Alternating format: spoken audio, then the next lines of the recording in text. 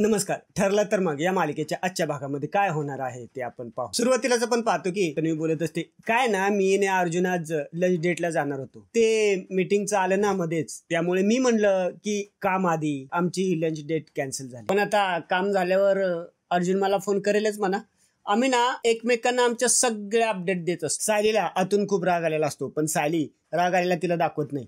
सायली बोलते, बोल तुला काय बोलायचं ते, पण मला माहितीये ते ऑफिस मध्येच असतील. तन्वी बोलते, रेनबो कॅफे. अर्जुन आता रेनबो कॅफे मध्ये गेलाय लंच साठी. नाही, माझं काय म्हणणं आहे की तू आता डबा घेऊन जाऊ नकोस. काय तू आता ऑफिसला जाणार, तिथे अर्जुन नसणार, तुझी फेरी फुकट जाईल ग. सायली बोलते, तुझे हे सल्ले तुझ्यापाशीच ठेव. यावर तन्वी बोलते, मग चल दोघीही जाऊया, खरं काय खोटं काय कळल ना लगेच तिथे. सायली बोलते, ठीक आहे चल, म्हणजे तुलाही कळेल की ते ऑफिस मध्ये जाईल. चल दोघी ऑफिस मध्ये जायला नाही. इकडे मैपतला एक फोन येतो. मैपत फोनवर बोलत असतो. हा बोला ना साहेब. अहो नाही, तुमच्या फोनकडे आमचे कान डोळे सतत लागलेले असतात साहेब. अहो जोपर्यंत तुम्ही त्या आश्रमशाळेवरचा स्टे उठवत नाही ना, तोपर्यंत आमचं काम सुरू होणार नाही ना साहेब. काय सांगता? अहो इतर लय आनंदाची बातमी ना.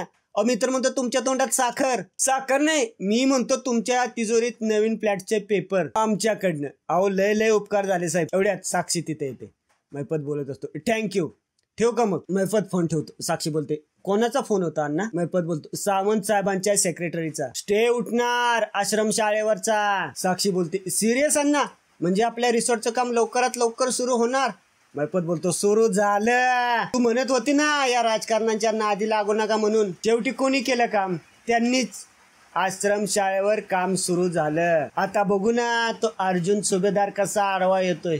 येऊ तर दे. इकडे तन्वी आणि सायली ऑफिस मध्ये येतात. अर्जुनची खुर्ची फिरून ठेवलेली असते. सायलीला वाटतं अर्जुन खुर्चीवर बसलेला आहे. सायली प्रियाला बोलते, बघितलंच ना प्रिया, हे ऑफिस मध्येच आहेत ते. आता तुला कळलं यांच्याबद्दल सगळ्यात जास्त माहिती कुणाला असते ते? सायली पुढेच बोलते, अहो डबा आणलाय, चला जेवून घ्या. सायली खुर्ची जवळ जाते आणि बघते तर अर्जुन तिथे नसतो. प्रिया बोलते, काय आता काय म्हणाली होतीस तू? आता कळलं यांच्याबद्दल सगळ्यात जास्त कुणाला माहिती असतं ते? सायली, तू ना अर्जुनच्या बाबतीत माझ्या बरोबर वाद घालायला जाऊच नकोस. अशीच तोंडावर आपटशील. काय ना तुझा नवरा प्रत्येक गोष्ट मला सांगूनच कर. तुला काय अजून पुरावा हवाय का? अर्जुन आता रेनबो कॅफे मध्येच गेलाय, याच्यावर तुझा विश्वास बसलाय ना? सायली तिचा फोन काढते आणि अर्जुनला फोन लावते. अर्जुनला विचारते, तुम्ही कुठे आहात आता? अर्जुन बोलतो, काय झालं? उलट प्रश्न विचारू नका, तुम्ही कुठे आहात ते सांगा. अर्जुन बोलतो, मी एका मीटिंग साठी रेनबो कॅफे मध्ये आलो. सायली फोन ठेवते. प्रिया हसायला लागते. प्रिया हसत हसत बोलते, काय ग काय म्हणाला अर्जुन? नाही सांगू नको, काय आहे तुझा चेहराच सांगतोय. प्रिया बोलत बोलत अर्जुनच्या खुर्चीवर बसते. सायली तिला बोलते, उठ, यांची खुर्ची आहे, उठ चल उठ. प्रिया बोलते, अरे वा, म्हणजे तुला माहिती आहे की अर्जुनची खुर्ची आहे ते? बरं झालं, निदान तुला नवऱ्याबद्दल एवढे तरी माहिती आहे. सायली तिचा हात धरत बोलते, उठ, सांगितलेलं कळत नाही का? उठ. प्रिया तिला बोलते, सायली अगं इतकं चिडून काय होणार आहे ग? तुझा नवरा तुझ्यापासून कधीच निष्ठून गेलाय ग, आणि तुझे हे आहे ना, ही खुर्ची अशीच देतील मला. सगळे अधिकार सगळे मान आता फक्त माझे होणार आहे. सायली बोलते, तू ना तुला हवी तेवढे स्वप्न बघ, पण एक गोष्ट सांगून ठेवते. प्रिया बोलते, स्वप्न नाहीये, हे सगळं खरं होणार आहे. तेव्हा तुझ्या थोबाडीत बसेल, जशी तू काल माझ्या थोबाडीत मारली होतीस. सायली हसत बोलते, त्याचा राग येत, पण तू एक गोष्ट लक्षात ठेव प्रिया, तू जे काय करतेस ना त्याच्यात तुला कधीच यश येणार नाहीये. माझा नवरा नेहमी माझाच राहणार आहे. सायली बाहेर निघून जा. प्रिया स्वतःशीच बोलते, काल माझी टर्न होती ना, आज तुझी टर्न होती. हातातून वाळू निष्ठून जाते ना, तसा नवरा निष्ठून जाईल ना, त्यावेळेला कळेल तुला. इकडे मैपत बोलत असतो, नागराज सेठ त्या प्रतिमा वहिनींना बाहेर एकटे गाठायला पाहिजे, नाहीतर घरातच 5-10 मिनिटं तरी मिळाली पाहिजे, तेव्हाच त्यांचा काटा काढता येईल आणि कुणाला कळणार पण नाही. एवढ्यात साक्षी तिथे येते. साक्षी बोलते, तुमचा तोच प्लॅन चालू आहे ना प्रतिमाला मारण्याचा? ओ अण्णा, तुम्हाला किती वेळा सांगायचं की एखाद्या माणसाला मारणं हा एखाद्या गोष्टीवरचं सोल्युशन नसतं. अण्णा तुम्हाला कळतंय, आपण एका खुनात अडकलोय. खून हा एकमेव सोल्युशन नसतं कुठल्याही गोष्टीचं. मैपत बोलतो, अगं बस माझी आई बस. मैपत तिला खाली बसवतो. नाही मारत. ओ नागराज सेठ, त्या प्रतिमाताईंना मारणं कॅन्सल. नागराज बोलतो, कॅन्सल?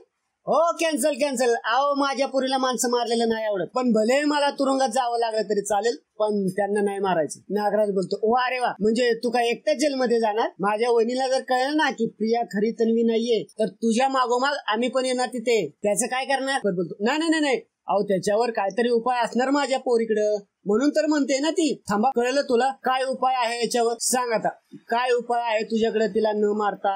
साक्षी मानीने नाही बोलते. मैपत बोलतो नाही उपाय. मग थोबाड बंद ठेवायचं बापाच्या पुढे, थोबाड बंद ठेवायचं आणि कान उघडे ठेवायचे. नागराज शेठ तुम्हीच सांगा कधी पावती फाडायची त्या प्रतिमाताईंची? नागराज बोलतो प्रियाला मी सांगितलंय वहिनीवर नजर ठेव म्हणून. आपला माणूस प्रतिमा वहिनीजवळ पोहोचू शकतो अशी परिस्थिती निर्माण झाली की ती मला सांगणार आहे, आणि याला काही जास्त वेळ लागणार नाही. फक्त ऐन वेळी सांगू नका. इकडे अर्जुन घरी येतो. आल्या आल्या तो सालीला बोलतो बायको, आणि त्याचं लक्ष तन्वीकडे जातं. अर्जुन बोलतो अरे मी तुला बघितलंच नाही. तन्वी अर्जुन जवळ येते. तन्वी बोलते अर्जुन ये ना माझ्या बाजूला बस ना. तन्वी अर्जुनला धरून खाली बसव. प्रिया बोलत असते बस, अरे बस खाली, माझ्याकडे हवं तितका वेळ बघत बस. अर्जुन बोलतो मी येतो फ्रेश होऊन. अर्जुन निघालेला असतो. तन्वी परत त्याला खाली बसवते. तन्वी बोलते अरे अर्जुन खाली बस, घाई काय रे, बस ना माझ्या बाजूला. बरं तू कॉफी घेणार का? घेणार ना. सायली अर्जुन साठी कॉफी कर आणि माझ्यासाठी सुद्धा. सायली बोलते हो करते हा. प्रिया बोलू लागते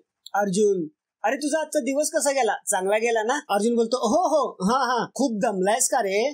अर्जुन बोलतो हो म्हणूनच आज आपल्याला आपली लंच डेट कॅन्सल करावी लागली ना. अर्जुन बोलतो हो. बरं अर्जुन तू आता फ्रेश हो, मी पण येते, मग आपण एकत्र कॉफी पिऊया. प्रिया उठून जाते. अर्जुन उठून साली जवळ जातो आणि बोलतो जिचं तोंड बघितल्यावर राग येतो ना तिच्याबरोबर प्रेमाचं नाटक करायचं म्हणजे खूप त्रास होतो. साली बोलते हो का, खूप त्रास होतो?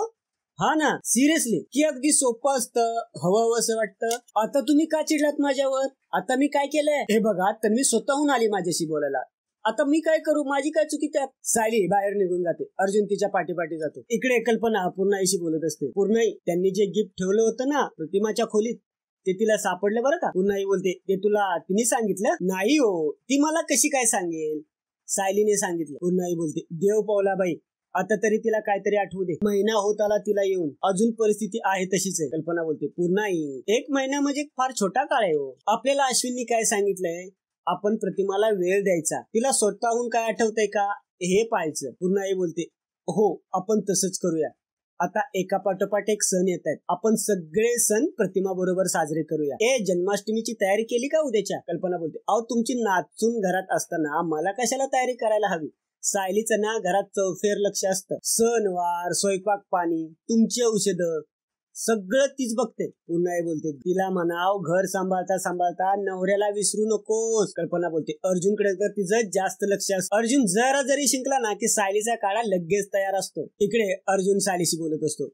अहो तुम्ही का चिडलात? मी काय केलंय? हे बघा तुम्ही जर काय बोलला नाही तर मला कसं कळणार मी काय केलंय? काहीतरी बोला ना. सायली बोलते सांगते ना. आणि केवळ प्रिया तुमच्याशी बोलायला आली म्हणून चिडायला मी काही मूर्ख नाहीये, पण तुम्ही जेव्हा काहीतरी माझ्याशी लपवून ठेवाल तेव्हा तर मी चिडणारच आहे. अर्जुन बोलतो आता मी काय लपवलं? सायली बोलतो तुम्ही कुठे जाता, तुम्ही काय करता हे मला माहित असतं? नाही, कोणाला माहित असतं? तुमच्या प्रिय बालमैत्रिणीला. अर्जुन बोलतो यू मीन तन्वीला? कम ऑन मिसेस सायली, अशी कोणती गोष्ट आहे जी मी तुम्हाला सांगितली नाही आणि तिला सांगितली? सायली बोलते आता वेळ पांघरून पेडगावला जाऊ नका. आणि पेडगावला का जायचंय मी? अशी म्हण आहे. बरं ते जाऊ द्या, तुम्ही आज जेवायला बाहेर जाणार होता ते तुम्ही मला का नाही सांगितलं? अर्जुन बोलतो 1 मिनिट, मी माझ्या ऑफिशियल गोष्टी तुम्हाला कधीच सांगत नाही. मग आज काय स्पेशल होतं त्यात? सायली बोलते स्पेशल हे होतं की तुम्ही प्रियाला बरोबर सांगितलं होतं, मला काही सांगितलं नव्हतं. अर्जुन बोलतो तन्वीला मी माझ्या ऑफिशियल गोष्टी तिला का सांगेन? 1 मिनिट, काहीतरी कन्क्लुजन आहे मिसेस सायली. आणि मी तिला नाही सांगितलं की मी बाहेर जातो. तुम्ही नाही सांगितलं.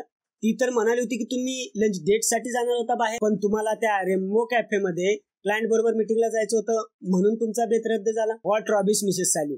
मी अर्जुनला आठवतं की तो मेसेज ज्यावेळेला येतो त्यावेळेला तन्वी त्याच्या बाजूलाच बसलेली असते. अर्जुन बोलतो 1 मिनिट, ज्यावेळेला हा मेसेज आला ना त्यावेळेला तन्वी माझ्या बाजूलाच बसली होती. तिने त्याच वेळेला हा मेसेज वाचला असेल आणि तुम्हाला त्रास देण्यासाठी हे तुम्हाला सांगितलं. सायली बोलते असंच झालंय ना नक्की? अर्जुन बोलतो हो प्रॉमिस. सायली बोलते ठीक आहे, एवढा विश्वास आहे माझा तुमच्यावर. सायली अर्जुनला वही पेन देते आणि बोलते हे घ्या, यात तुमची दिनचर्या लिहून ठेवा. हे सगळं का झालं? मला काही माहित नसतं म्हणून ना. आता यातल्या आणि आजचा भाग इथेच संपतो. पुढील भागामध्ये आपण पाहतो की प्रिया अर्जुनच्या रूम मध्ये जात असते आणि सायली तिला अडवत असते. प्रिया सायलीचं काय ऐकत नसते. वर चढता प्रिया सायलीला ढकलून देते. सायली जिन्यावरून गडगडत खाली येते. घरातील सर्वजण जमतात.